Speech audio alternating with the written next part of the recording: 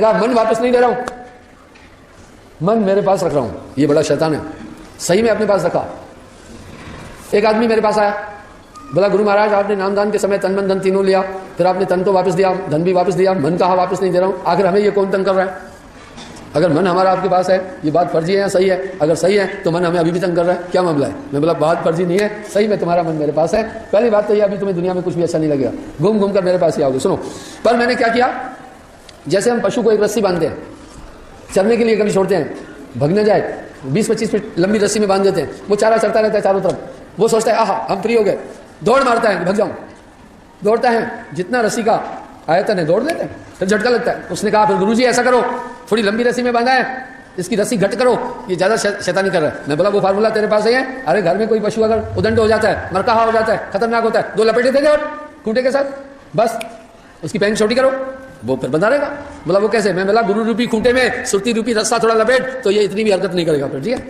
गुरु चरण में मन राख समोई, गुरु का ध्यान। तो कहने का ये मतलब है कि गुरुजन क्या देते हैं। इस तरह साहब ने पहली बात तो चौथे लोग की बात कही, जिस दुनिया में आप रह रहे हैं वो झूठी है, आपकी आत्मा आनंद से परिपूर्ण है, आपकी आत्मा आनंद से भरी पड़ी है, इसके ऊपर बड़े आवरण है, ये आवरण गुरु हटाएगा। जिस दुनिया में रह रहे ये भी झूठी है, जगत है रहन का सपना तमाम कह रहे, सबने स्वप्नवत कहा, सबने मिथ्या कहा, फिर भी आदमी, ये ब्रेन शास्त्र है, ये हमेशा संसार के लिए आसक्त करता है, ये शरीर शास्त्र है, सभी इंद्रियां खतरनाक हैं, अपने अपने हित के लिए, अपने अपने स्वार्थ के लिए दौड़ाती है, कर्म अकर्म कुकर्म गंदे कर्म कराती है, बाद में आदमी पछताता है, ये क्या कर बैठा, नहीं करना चाहिए था, जीव हत्या की, गंदा काम किया। ये है ब्रेन।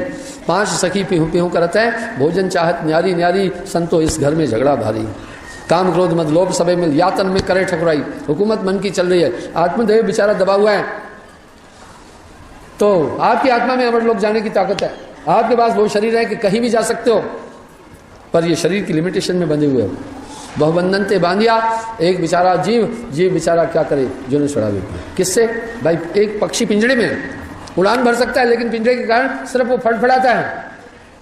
दरअसल आपकी सोच बड़ी ऊंची है, पर शरीर की क्षमताएं सीमित है, बहुत सीमित है।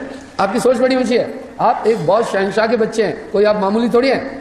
सबकी गठरी लाल है, कोई नहीं कंगाल। आप किसी गरीब को सोचते हैं तेरी औकात क्या है, भूल कर मत करना, उसकी औकात बहुत बड़ी है। सब में तेरा जलवा समा रहा है, किसी से बदतमीजी नहीं करना, बस सब में एक आत्मा देखना, तो भय लगेगा फिर आपको। सबकी गठरी लाल है, कोई नहीं कंगाल।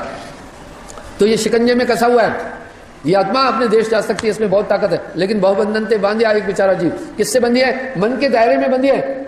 जिस दिन गुरु नाम देता है, मन के दायरे से अलग करता है, सोच से अलग कर देता है, मन से अलग कर देता है, बुद्धि से अलग कर देता है, चिंतन से अलग कर देता है, काम क्रोध लोभ मोह अहंकार से अलग कर देता है, ऊपर उठा देता है पूरी दुनिया से। ये सब दुश्मन आपको ठीक ठीक समझ में आने लगेंगे। वो आंतरिक आध्यात्मिकता इसका नाम है। आध्यात्मिकता कोई